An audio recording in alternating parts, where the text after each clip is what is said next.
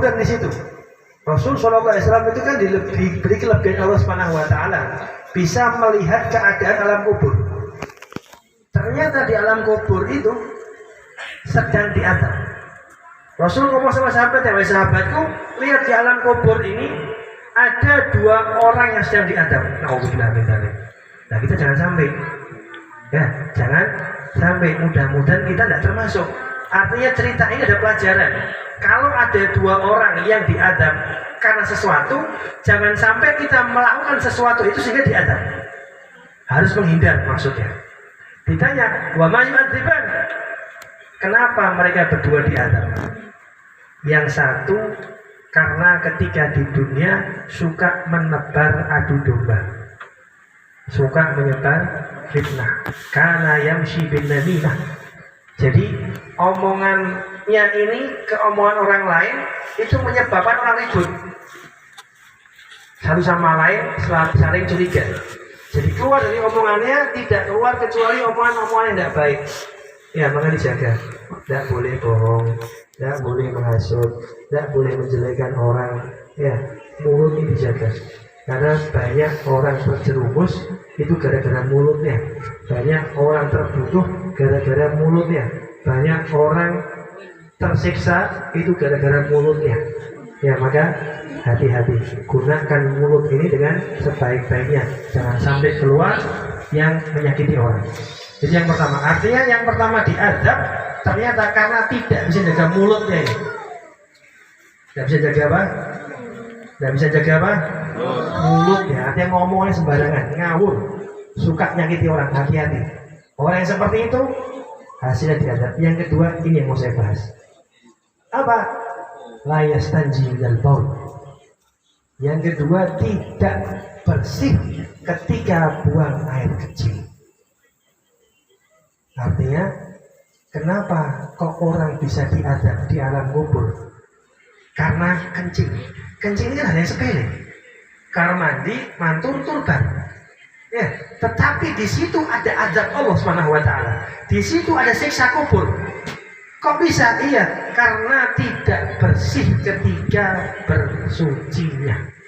Setelah dia keluar kencing, laki maupun perempuan, selesai keluar, dia tidak benar-benar membersihkannya. Yang akhirnya ada sisa kencing, cipratan kencing, entah di celananya, entah di kulitnya, yang masih belum jatuh ikut airnya, dia buat sholat, tidak sah sholatnya. Dia buat ibadah, tidak sah ibadahnya. Kenapa? Gara-gara apa?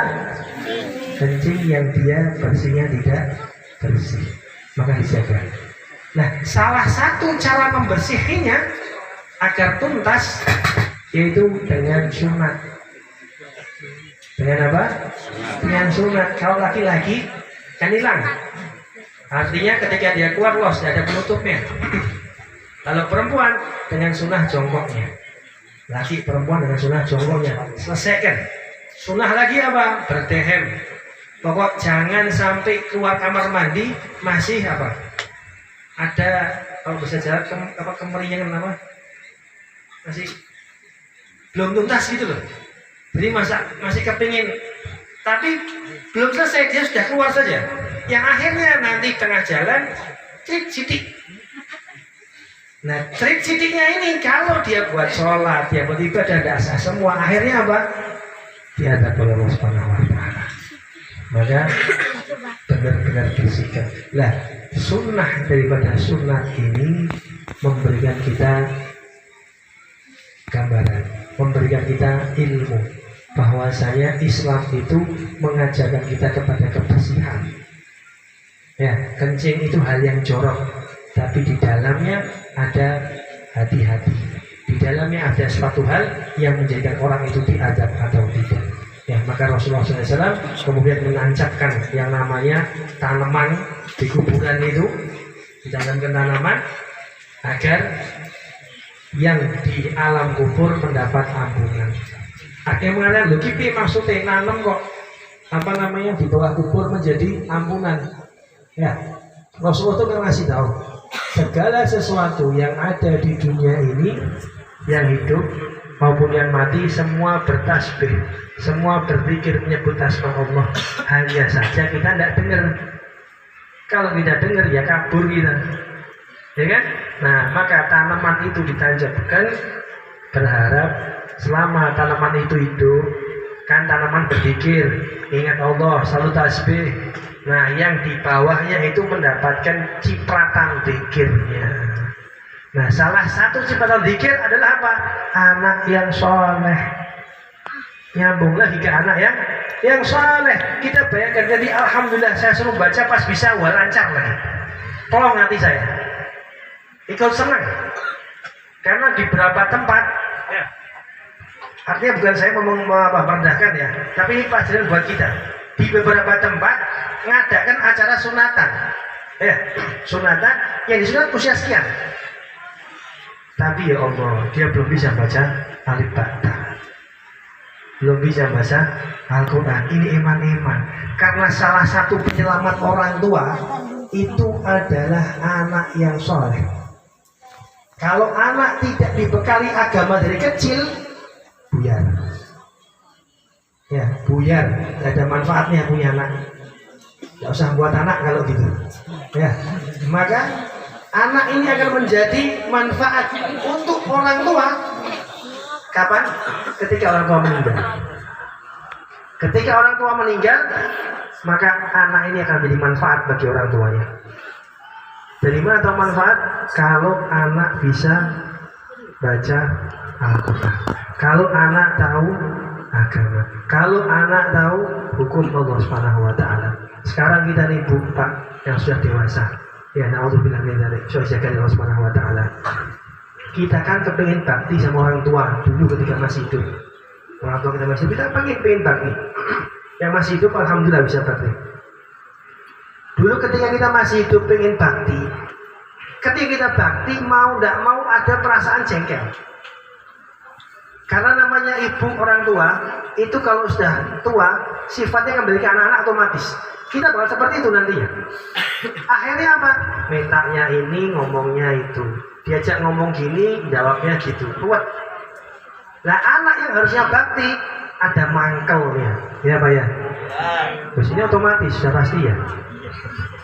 Artinya bakti kita di dunia tidak bisa sempurna karena ada rasa mangkalnya. Tapi baktinya seorang anak ketika ibu meninggal bisa sempurna kalau anak tahu agama. Dan itu yang kita harapkan bakti. Dari mana? Anak akan membacakan Fatihah untuk kita, membacakan doa untuk kita. Itu ikhlas karena baca tidak ada lawannya. Ketika dia baca tidak ada omelan dari orang tua. Ketika dia baca tidak ada omongan dari orang tua. Jadi dia baca los saja. Bismillahirrahmanirrahim. Alhamdulillahirrahmanirrahim. Maliki yaumiddin. Buat siapa Fatihahnya? Buat bapak saya sudah meninggal. Buat siapa Fatihahnya? Buat ibu saya sudah meninggal. Yang dia kerjakan ikhlas. Tapi ketika ada orang tua, itu lo jauh banyu. Kayak mau ngubah-ngubih.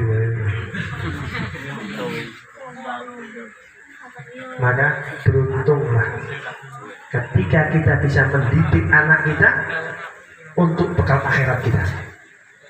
Allah memberikan kita anak itu bukan untuk gaya-gayanan, bukan untuk kilo aku punya anak, bukan.